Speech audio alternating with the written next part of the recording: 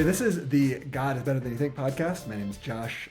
I am a pastor who not that long ago was an investigative journalist who was reporting on abuse scandals for the Washington Post. I was in the recent Amazon documentary, Shiny Happy People. I am currently the pastor of a small church just outside of Denver. I am here with my friend Taylor Blubaugh, a foster mom who is super passionate about social justice and inclusion in local church communities. She's also just a good friend of mine, big fan of hers.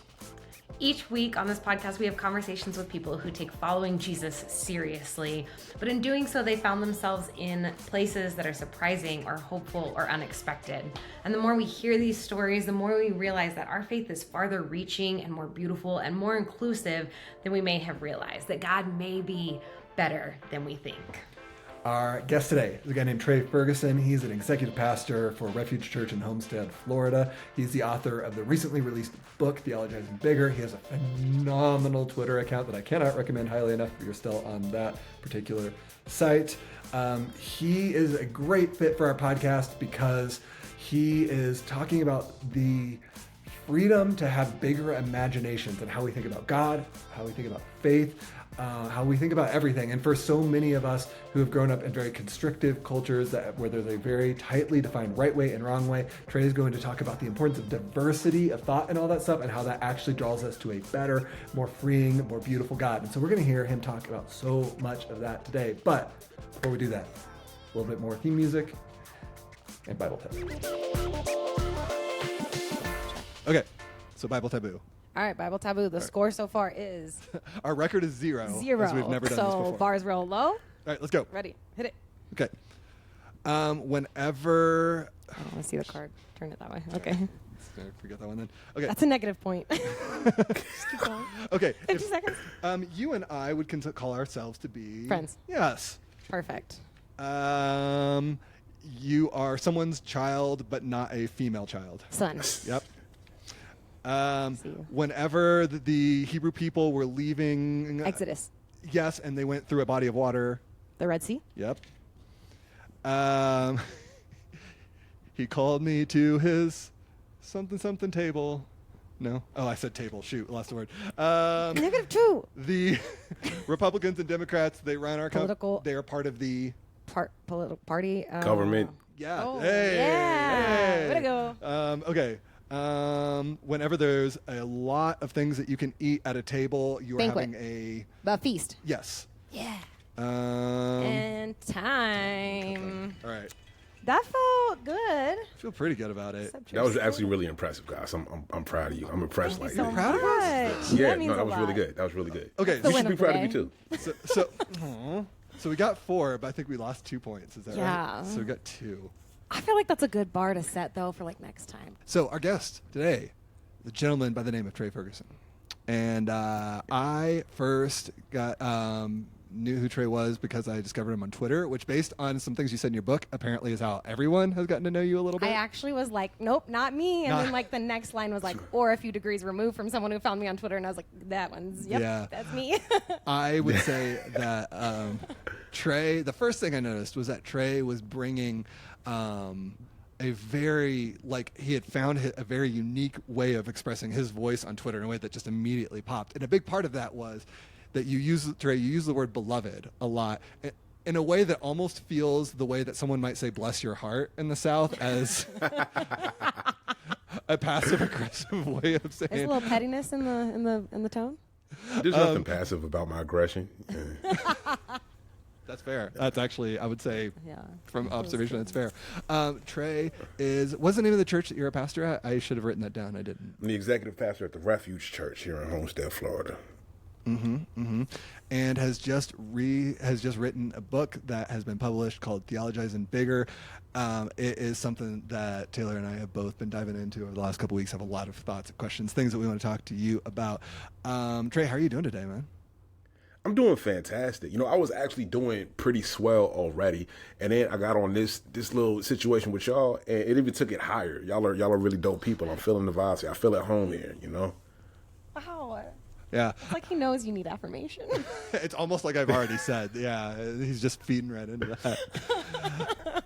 So Trey, we like to start every interview. By every interview, this is the first time we've done this, so really this is the first time. But in theory, we're going to start every interview by asking our guest a question, which is... so far you're batting 1,000, and that means you're literally doing it every time. You're doing what you like to do. If you like to do it every interview, right there. 100%. We're just DNA that we're really ingraining. We like to ask our guests a question just to kind of get started, which is, can you take us to a time in your story, somewhere in your life, where you realized that God was better than you thought? I think for me, the time that came through the most clearly was after I'd already started the journey of ministry, vocational ministry, wherein I had my mentors, I had the people that I looked up to, the people that I was emulating. And with that, always this feeling of falling short of that goal, right? Like, man, like I need to do this more like so-and-so. I need to do this to be more like that. And then hearing from one of my mentors, like, look, you don't have to try to be like me. You don't have to fight David's battle wearing Saul's armor. What God has called you to do is to use your personality to speak the truth of God. And when I realized that there was nothing inherently wrong with my being, right? Like, even though I'm still being transformed each and every day by the power of the Holy Spirit and all of these things, but there's nothing wrong with what God gave me. And I don't have to try to change that in order to be more like somebody else. But what God wants from me is to walk into the fullness of who I am, because that's who God made me to be. And that was one of the most freeing things that I've ever experienced. The moment that clicked for me, so much of the pressure I'd been carrying went away. And I realized that was pressure that I'd been carrying from other people, and it wasn't a burden that God wanted me to carry. When I realized that what God wanted me to grow into was more of myself, because that's who God made me to be, I realized that the God that I was fixating on before was in a bit of a straitjacket, and God didn't deserve to be in that straitjacket. So in that realization, I freed the God of my imagination and myself at the same time. So, man, that's good stuff already. So to kind of like get us to that point in the story, can you tell us a little bit, Trey, about like what growing up was like for you, where you grew up, kind of like maybe a little bit of like how that intersected with like the church or faith or God or whatever? Absolutely. I grew up in and around church, but also within a family that took the fullness of life seriously. Our life wasn't centered around church in the way where we didn't have an identity outside of it, right?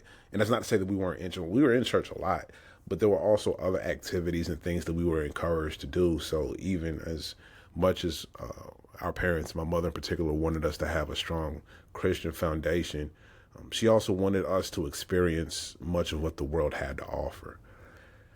And with that said, like, my story differs in some respects from a lot of the people who are going through the journey of what some have labeled deconstruction or whatever. My life never centered around the church in that way, where I had to figure out what it was like. You know, I went to college in an aggressively secular situation, right? And so a lot of the any presuppositions I might have held, any narrow world views were challenged very early and often. And for that reason, I've always held my views with a level of humility, recognizing that the way that I see the world is limited by the life that I've lived, right? When I came into problem or conflict was when I come back in to church communities, that's not everybody's story, right? Like, everybody doesn't have the same upbringing as I do. They don't have the same thing. And so the views and the humility that I'm bringing are sometimes in conflict with the certainty that we value in ecclesial settings, or in some ecclesial settings, I should say, because that's not the truth. That's not the truth for everybody. But particularly in more conservative or evangelical presenting faith traditions where biblicism is prioritized, like, the way that I was brought up can come into conflict with people who are trained to see the world in this way. And if you're not seeing the world this way, then you're seeing the world wrong. That's not how I interact with the world. And so when I was like growing in the ministry or whatever, like, that conflict came to the fore. wherein I felt like I had to present a certain way in order to be fruitful for the communities where I was in, when God was like, no, I brought you up this way for a reason. Does that answer the question? I don't know. I said a whole lot of stuff, and I can't even remember what the original question was. You said a whole lot of good stuff, man. Like, okay, all right. I'll tell you. I feel like that's hitting on one of the like tensions you present in your book, which is the questioner and the guardian of the Bible. People that are in a place where, whether that's because of their upbringing or maybe led by their deconstruction experience or whatever that is, that they come to a point of questioning and being like, is this it, or is there more, or am I missing something? And then people that either, again, because of their upbringing or experience, are more protective of the tradition or whatever it is, that tension. And I loved that, and I loved that you encourage us to be in spaces that hold places for both. I think what was interesting for me is that in your context as being like drawn into ministry, that looks like creating those spaces in some way, right? You just said like your voice was needed, who you are was needed to create those spaces, that God designed you that way. I feel similar about Josh, and my experience with him is he's a lead pastor of a church. I'll just throw that out there now. But that like that's you too, that you're also comfortable wrestling with both, and so creating that space. I'm not a pastor. I'm not someone that's leading a church, but I want that same community. So how do you find that outside of just starting a church, planting a church, creating that for yourself? I think part of it is reframing how we understand church, right? And I say that as somebody who I value the local church and the institution of the local church, even as I desire to hold it accountable for the many ways that it has fallen short, even as I acknowledge the very many ways that it has harmed people, many different fashions, right?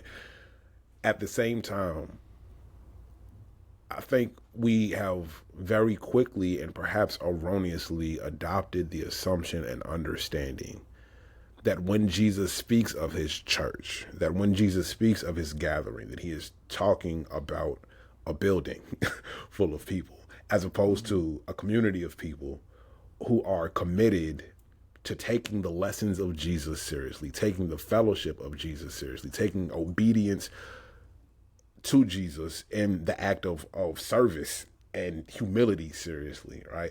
And so when you talk about like planning a church, I think that can look like different things. Typically we think of church planning and as somebody who goes around to other churches trying to raise money, advertising or whatever, so they can start an institution that is a church. Where maybe planning a church is as simple as committing to gathering with a handful of friends once a month around a meal, where you check in with each other and see how we're doing, where we ask how people are doing in their relationship with God. Will we ask if there are any ways that they've seen the Spirit of God showing up in their lives and where they feel that the Spirit of God is directing them, right? And I don't view those two things as in conflict.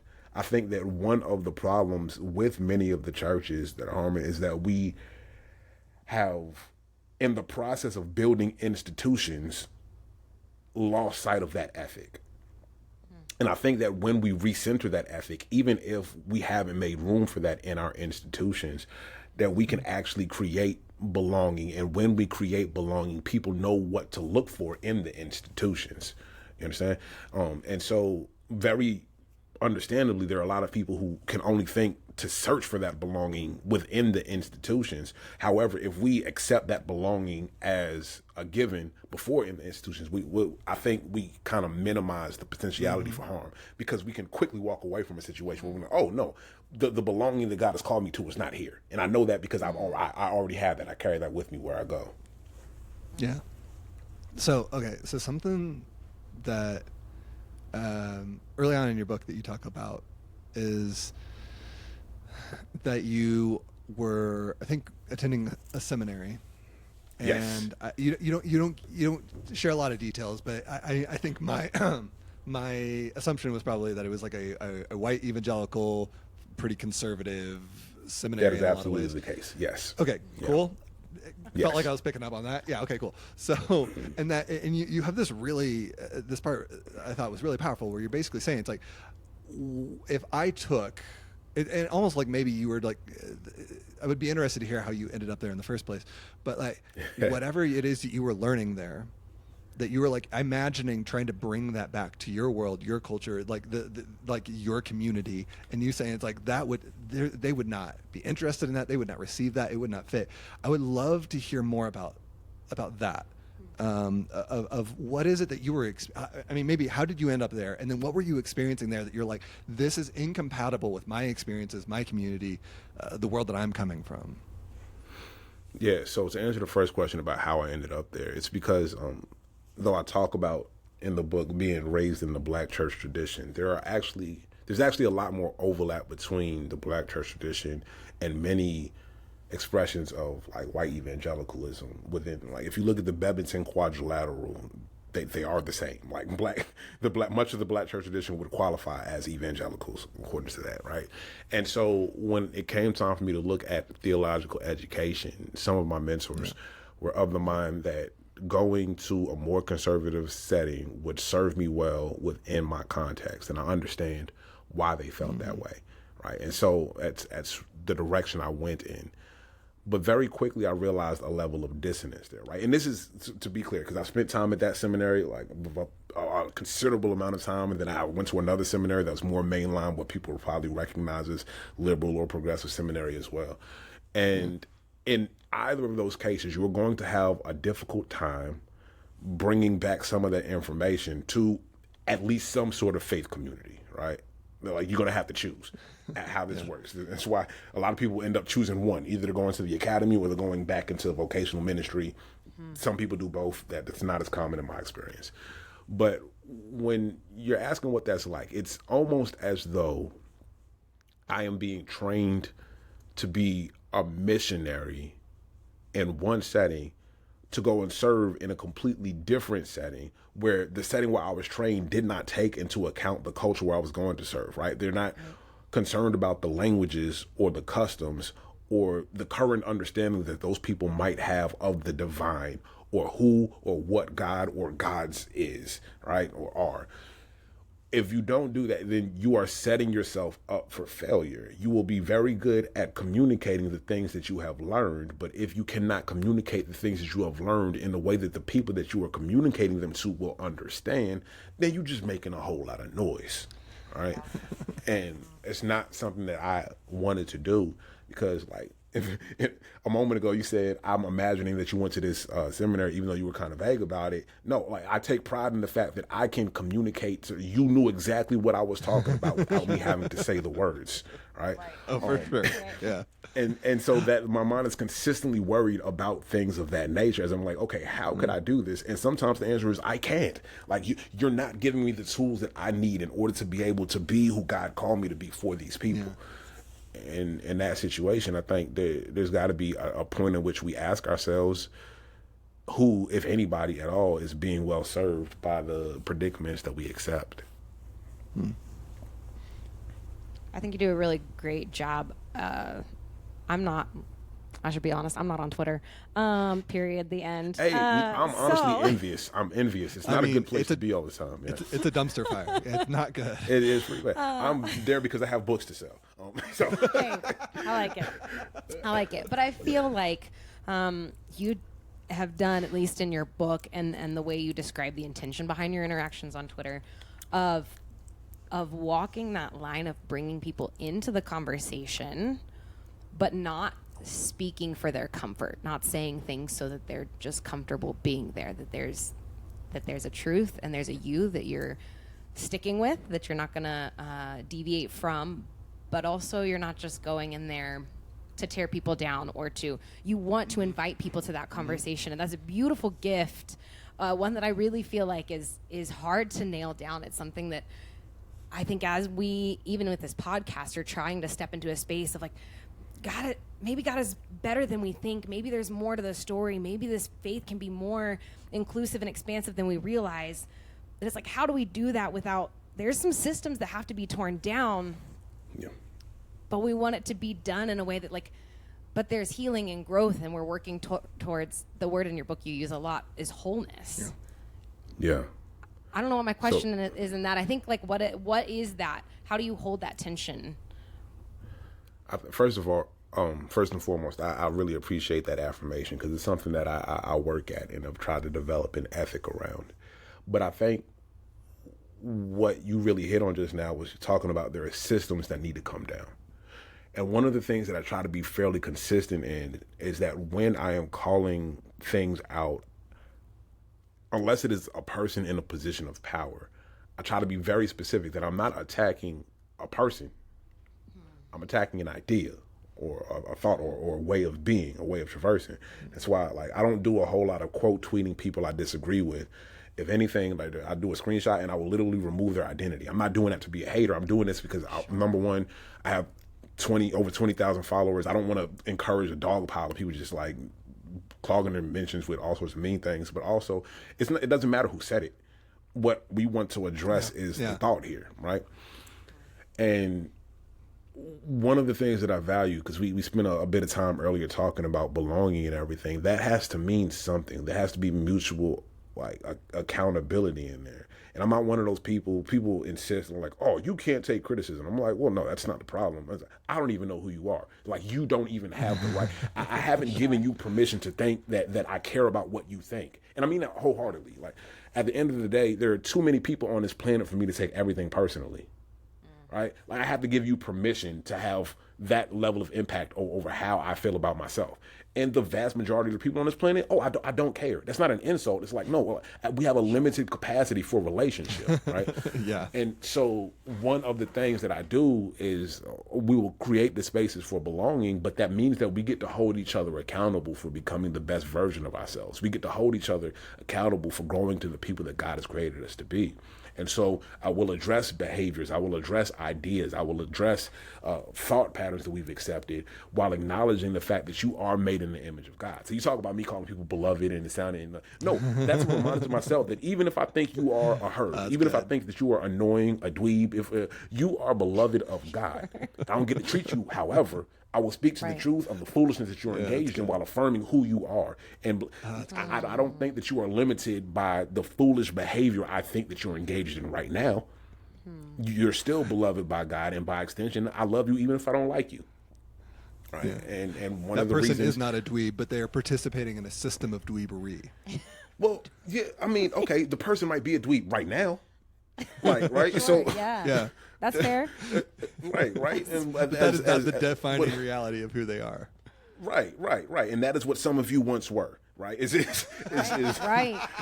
Dweebs and nerds. Mm-hmm. Yeah. Well, no, nerds were cool with. Nerds were good with. That's right. I forgot. We are nerds.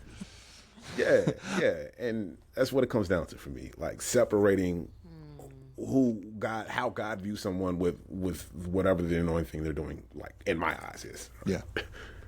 Okay, so I grew up in a culture that, and I think a lot of people who are raised in a certain strain of Christianity did, that more or less would say something like this, that the fundamental starting point is the Bible, that everything that is true is going to be found in the Bible, and that we then use the Bible to understand everything that is happening around us. And so the Bible is going to help us understand what true and false is, what's right and wrong, but the right order for things and all of that. But that it's really kind of centralized, and through that's going to help us understand everything else. And that when we and so because of that, that's why it's important that we take the Bible extremely. I think seriously is a loaded word, because you can take the Bible seriously a lot of different ways, but very literally and very kind of black and white. Because it helps us understand everything. And then if we lose that we're kind of losing the central morality that holds us together. It's kind of the core, and that without the core, everything's going to fall apart. So I definitely not, I don't want to set this up as and then Trey is the opposite of all of that. But I do think that your intention with some of that in your book and in what I've seen. And I would love to hear you talk about where does that mentality kind of take us sideways, or what are the limits of that? Right. What we have to acknowledge is that anytime we are appealing to the Bible, we are inherently appealing to an interpretation, right? One of my pet peeves, a phrase, anytime I hear it or read it, I start itching. When people say, oh, the Bible teaches, no, the Bible doesn't teach anything. The Bible is a collection of writings, words on pages and scrolls. It is communities and people that teach things based on the Bible. It's not to diminish the truth of those teachings as a whole, but we have to wrestle with the fact that we are interpreting. The Bible was written by people, inspired by the Spirit of God. It is read in communities of people, hopefully inspired by the Spirit of God. But in every step of the way, there is humanity within this process. And one of the things that we do in some of these communities is we try to ignore or work around the humanity that is inherent in any participation with the Bible, right? I don't think that that's helpful. I don't think that that's fruitful, because what we are doing then is stigmatizing diversity. If you do not agree with my interpretation of the text, which I've decided is the right one, because at some moment in history we have the political power to make it so, what that says about you, according to my view, is that you are somehow deficient, and that until you assimilate to my way of viewing the world, you cannot know the truth about God. That is the height of vanity and pride. And I think that we put ourselves in danger when we think that way. The antidote, as far as I understand, to that problem is putting our views and our interpretations in conversations with others. So we can say, this is how I'm understanding these scriptures, and this is why. And then somebody else could say, yes, but, and you say, oh, wow, that is a good way. And that's how we begin to gain a fuller understanding of the picture and the fullness of who God is, right? For we know in part and we prophesy in part, but when that which is perfect is come, that which is done in part will be done away with. We're all catching glimpses of scripture. And to say then that, like, oh, you have to come to our side to see this thing correctly, I think we're missing a whole lot of things in that way. Okay, so I have one more follow-up question. And then okay. Because that man. I'm gonna sit with that one. Yes. First of all, everyone, pause the podcast and think about what you just heard for a second. Okay. First of all, Take that in. Okay, welcome back. So, I gosh, part of me is almost even embarrassed to say this out loud, because I'm worried of how much privilege and ignorance this is showing for myself. But the honest truth is this: because I was taught, again, my entire way, still to this moment, my entire kind of framework is you sort of start with your understanding of, like, how am I engaging with the Bible? How am I, like, one way or the other, like, how am I engaging with it, and how do I understand it? And then there's the practical way that fleshes itself out. There's the way that it works itself out. So I understand the Bible, and then there's my behavior. Something I had never entirely considered until I was reading your book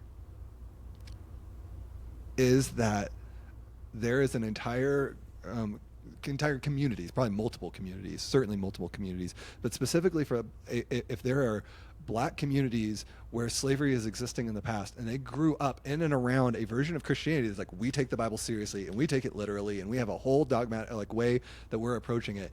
And if the way that then fleshes itself out is to condone slavery, to condone oppression, that it's like, that's a deal breaker, regardless of, like, what, like, rather than starting with the central premise. It's like, if what it leads to is oppression, then we're out. And then we'll work our way back to figuring out the other stuff. But that it starts from, like, if that's the deal breaker up front of, like, if that's what it looks like, I don't want in. I'd love to hear you talk more about that and how that fits into sort of your bigger framework of how you wrestle with the Bible. Yeah, that makes perfect sense. I think it would be illogical of some people to affirm a God who has explicitly harmed them and their ancestors, right? Yeah. I think I include an anecdote in there. I think it made the book about Howard Thurman's grandmother, Nancy Ambrose, who refused to have certain parts of the Bible read because those are the ones that justified her oppression, right?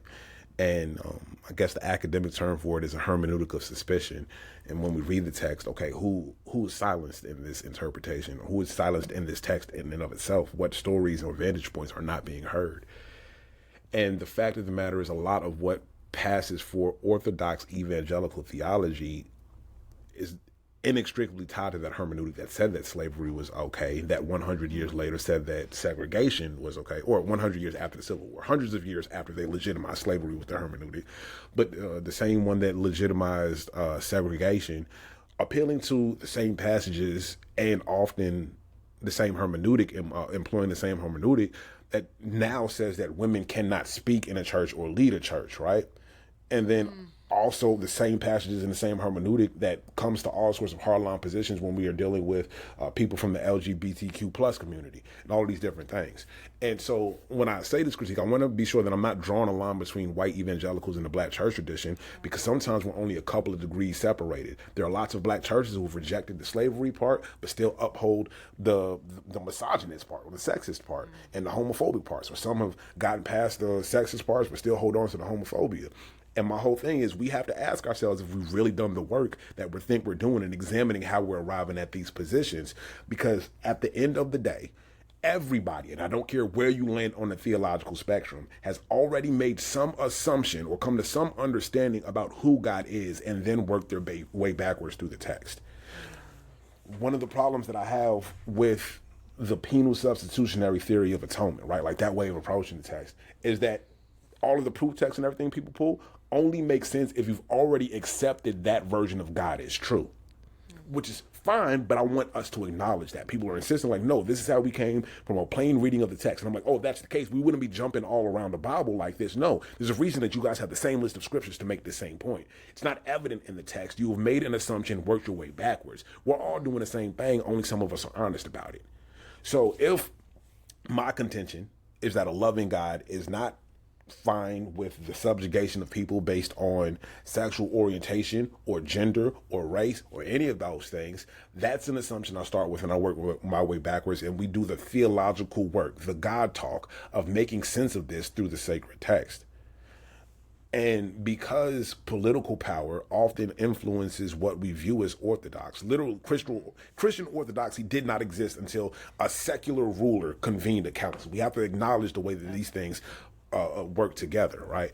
The reason that some of these readings are so prevalent is because the people who were in power at the time, right, whether that is the magisterial reformers of the 16th century, whether that is the people who literally served as the chaplains of the Confederate Army in the 19th century, whoever that is, if they have the political power to make their hermeneutic, their reading the default one, then we'll accept that as true regardless of whether or not there are dissenters at every step of the way. And there are.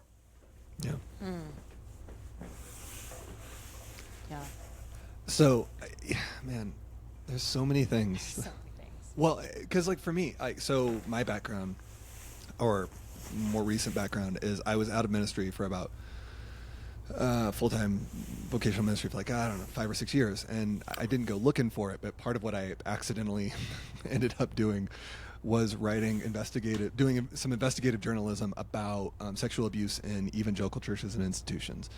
And I think you're hitting on something that is just, I don't know if I quite outlined it as like you've done a lot of really good thinking about sort of creating a framework for all this. But I'm like, if say, for instance, Willow Creek, and which had an enormous, which by the way, if people who are listening don't know, it's like it was this giant evangelical megachurch in Chicago area, and a really famous pastor who was incredibly influential on my life and on so many other churches and pastors around.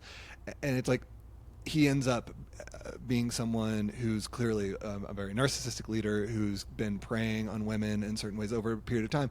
It like asks the question of like, if that's baked into the cake, if that was there the whole time, how much had that infected the theology or the practice of the way we thought about leadership in the churches and all of that? Or, you know, if we know that sexual abuse is so rooted, or like with the Southern Baptist Convention, where the people who led the conservative resurgence, the two main guys, both have become clearly predatory monsters in a lot of ways. That's got to, on some level, make us ask the question of how much of that is just whatever our theological belief system was, how much of the rot is in the foundation. Yes. And it's like, it's a question, and it feels like, I think for a lot of people, it feels like to ask those questions feels like they're betraying their faith. Right. That they are, and it's like, I feel like what you're trying to do is give people permission to be like, you can question and hold intention and interrogate and still be rooted firmly in a faith centered around Jesus while you do that. Yeah, I think that's almost mandatory. I'm not sure if we have a faith centered around Jesus if we haven't asked questions, right? The person most responsible for the Christian faith that we have received as responsible as anybody not named Jesus Christ himself is Saul of Tarsus, right? The Apostle Paul, who was very certain about what he knew, was very certain about what God required of him and faithful people, was zealous about it, was knocked off of his feet by the revelation of Jesus Christ. It turned everything that he knew upside down. And if you actually think about the time frames we're talking about right here, where he spends 3 days with Ananias, and then there's actually a gap where you look at the letter to the Galatians and you kind of fill in some of the stuff that happens in Acts, that Paul actually spends some years in Damascus and Arabia before he actually goes to Jerusalem. And you got to wonder what's going on over there, right? There has to be some rewiring, some examination of all of the presuppositions that Paul once held. When we encounter exactly what it is that Jesus is calling us to do, we understand that it is going to cause some tension with the faith that we have inherited. We think that we're at an advantage because the faith that we've inherited is a Christian faith, but everybody's faith is impacted by the culture that they are in. Everybody. And that's something that even Paul is saying. Paul actually never speaks against Jewish people following Jewish laws.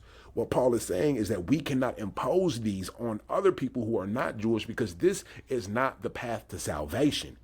Our cultural norms, our customs, even if we believe that they were given to us by God, is not the path to salvation. It is recognizing the grace of God and the lordship of Jesus Christ that leads us into the kingdom. And so if we have not done the work of questioning what we've inherited and to what degree that is salvific in nature, then I'm not sure if we follow Jesus or if we've just watched a couple of Jesus flicks and decided we liked them.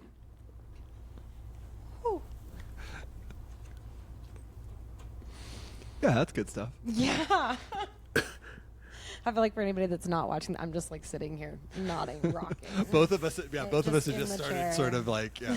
Bobbing. Yeah, my bad. I mean, I know it's a podcast. We supposed to talk. I feel like I'm talking too much though. My bad, y'all. This y'all show. No, this is It's just an interview podcast. Yeah. Where we interview Fair enough. you. That makes So sense. yeah, Yeah. no. Okay. That makes sense. I think that's it. And some of the intention of our podcast too is just, how do you, if you stay in that small space of these are the thinkers that are the people in power that are dictating what are giving me what I believe and what I think, and then everybody around me also accepts that, and we all think this way, and this is there's nothing to like disrupt that, nothing to question that, nothing to bring that into like you said, that community that's like, oh, I actually interpret it this way, or actually that belief affects my life this way. I think that is some of the point of this podcast, is to bring us into more proximity with humans that have different experiences than us, because I could sit here and I know I grew up in a conservative background as well, and I think, right, I grew up in the belief that women don't serve in pastoral positions and women don't preach, and even as whatever that journey was for me, my experience of that, I was super defensive of like, no, this is why women can't, this is all this stuff, because that's what I had been conditioned to, and I have that experience and that road that I walked, but Josh doesn't have that exact same experience. So we can do that, but then like me being a white person, right, that doesn't get called into question unless I'm in community. Those beliefs that I hold that benefit me as a person, as a white person, don't get called into question unless I'm in community or in proximity to people that are not white, people of color, people that have grown up with different experiences than me. So I think in that space, one, that's why we want our guests to speak more. We want to hear that voice and that your story and your perspective on that. How would you say that in that questioning, in that bringing to,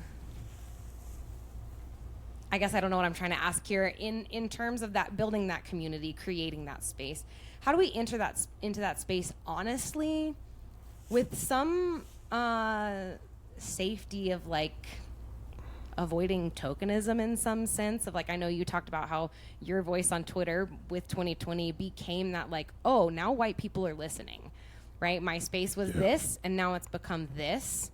I think we want to do, especially again on this podcast, but like there's a want to do this journey of growing. But when you're in a community that's not diverse, what does that look like? I think A lot of it is the humility of understanding the limitations of every interaction, right? Understanding the finitude of every relationship. I come as a proud black man who thinks and experiences the world as a black man in the United States of America. But I'm saying a black man, not the black man. And so there are many black people who will disagree with me on many points, and that's fine. That's perfectly natural. What becomes problematic is when people expect me to be a translator for the black experience in general. And I don't mean that like problematic and like, oh, are you some racist? No.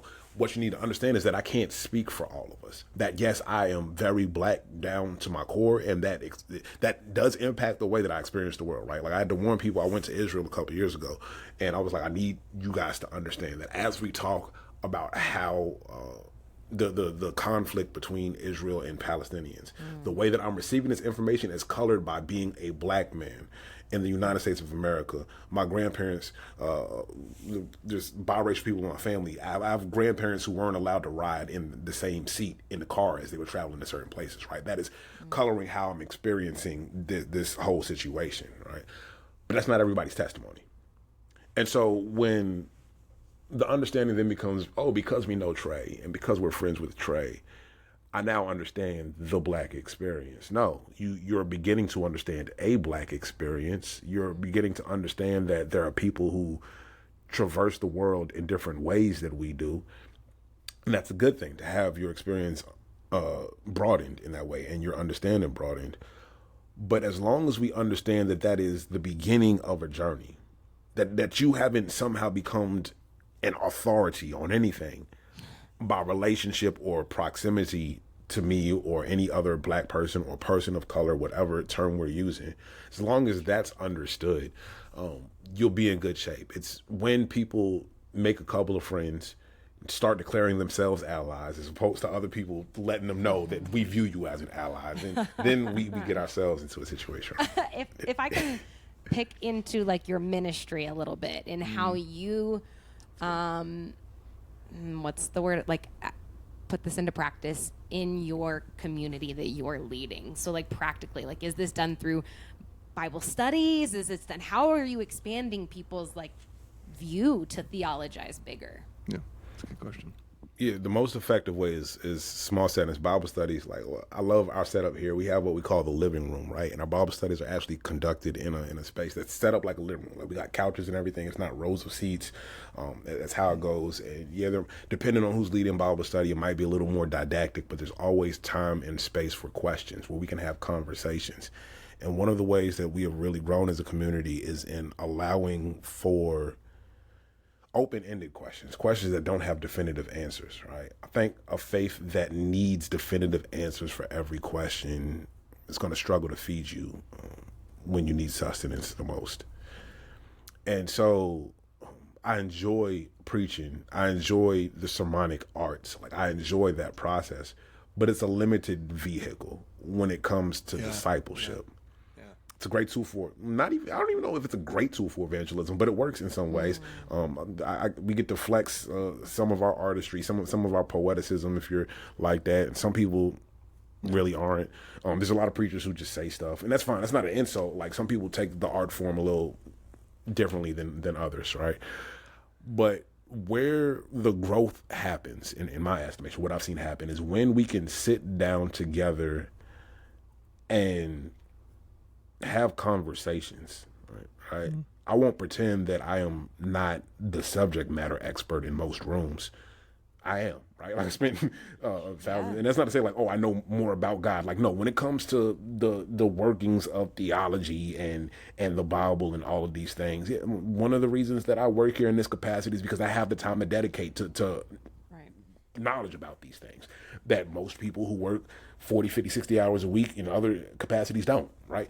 And so it's not like, oh, we sit here and we all get to, like, no, we'll have conversations and I'll offer the things that I've come to know as, I guess, guide points where I can, but at the same time, in those settings, I also get to affirm that the Spirit of God is still speaking through you, even though you work 60 hours as a real estate agent and not a pastor, even though you work a desk job or you're a small business owner and you're not a public theologian, that the Spirit of God is still there. And so a lot of the work that I do is about affirming the work of the Spirit and the insights that come through people in those small group settings. Because at the end of the day, I believe even if you are not in vocational ministry, we all have the capacity to lead people closer to God.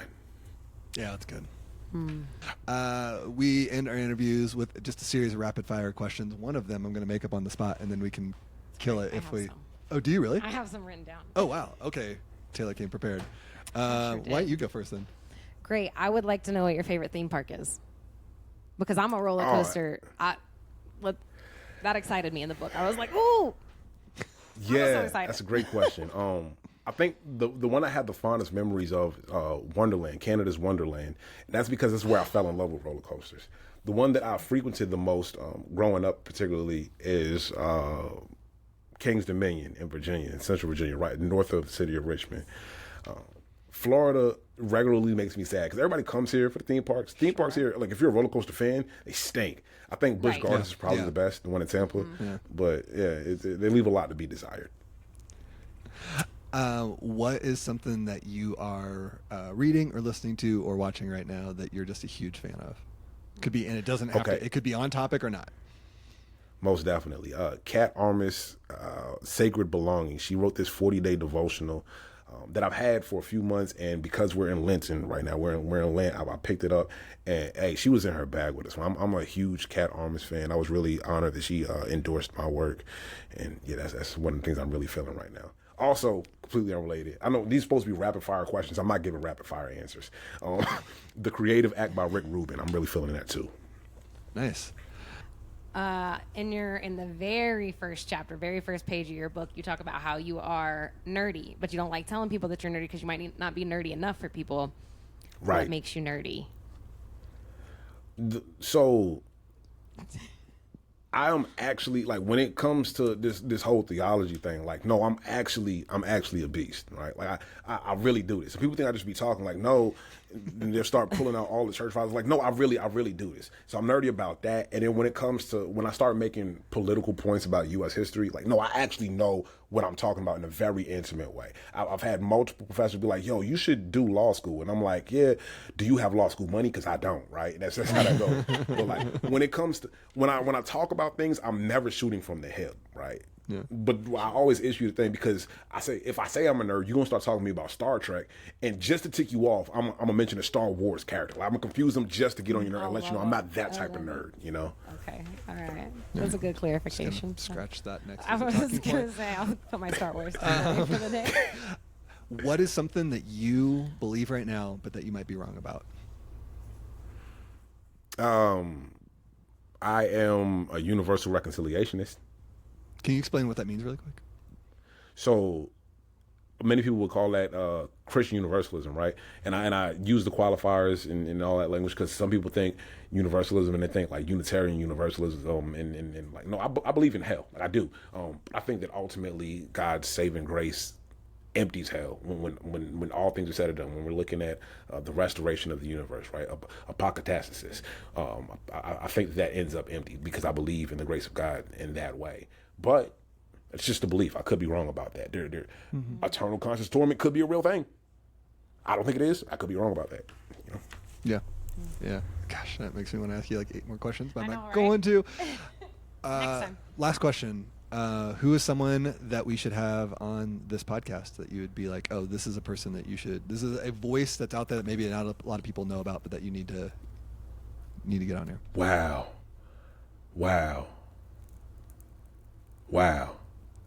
3 wows. I like it. Yeah, I feel like that was a good question. Yeah, I can't believe that's a rapid fire question. Hold on, let me. I might need to rebrand these. This might be misleading. I'm saying like, oh man, that's one of the questions you need to include in the email invitation to the podcast because I'm about to get myself in trouble. Hold on, let me. No, take it. Yeah. Okay. A voice that you need to have on this podcast. Yeah. I'm gonna go with the sister who wrote the foreword to my book, Candace Marie Bimbo. Yeah. Wait, no, you said somebody that a lot of people don't know about. Plenty of people know about her. Let me go with another one. Hold on, let me redo this. Sorry, take two. It can be. No, we can use I'm on both. board with that one though, for sure. Okay, all right. There we go. Okay. Trey, what would you like? Where can people find you? What would you like to kind of tell people about as we wrap all this up? Yeah, the best place to find me is pastortrey05.com. That's pastortrey05.com. And I say that because I don't know, like, at any given day, one of my brothers, his Twitter account got suspended permanently with no explanation, no appeals. That could happen to me at any given point in time. If you want to know where to find me, pastortrey05.com will always have all of my social media handles. You can find my Twitter, my Instagram, my Threads, my TikTok, my Facebook, all of that stuff over there. You can subscribe to my Substack, The Sun Do Move, at that same website. You can find both of the podcasts that I either host or co-host, The New Living Translation, where we do bona fide Bible talk with me, and Three Black Men, where we talk about theology, culture, and the world around us. You can find out where to buy my book, THEOLOGIZN BIGGER, which is really available anywhere you buy books, because I'm a real author with a real book, and I do this thing. All of that information is available at pastortrey05.com. If you forget any of the details, you visit my website. They all going to be there for you. Man, you're so good at that. That was impressive. Right? Hey, man, I appreciate when people see I put work into this craft, so it feels good to be seen. Thank you, Josh. Thank you. I don't think we can end in a better place than that. Trey, thank you so much for your time, man. We really appreciate having you on. Yeah. I appreciate y'all having me here. Like, I feel at home here, and that's not nice. Something I say everywhere. Well, thank you, man. I really appreciate that. Thanks everyone for listening to the podcast. You have heard this on literally every podcast that you have ever listened to, but please like, subscribe, exactly, comment, like stars, rate it, exactly, rate us, give us all the stars, 5 stars, rate us 5 stars. Don't give us less. If you're gonna give us less, don't review, don't rate. That's correct. So we want to say thank you. Yeah, keep them to yourself. That's right. Thank you. We'll take those 5 stars. Thank you to Mountaineer for the theme music. Thanks for Trey for all his time. Seriously, it was a great conversation. And if you enjoyed the conversation, you should check out his book. There's so much more good content, and his beautiful way of communicating just gives us so much goodness in that book. So again, if you enjoyed the conversation, check out the book. Thanks for listening. Yeah, we'll be back in a couple weeks with our next guest. We look forward to seeing you then. Bye.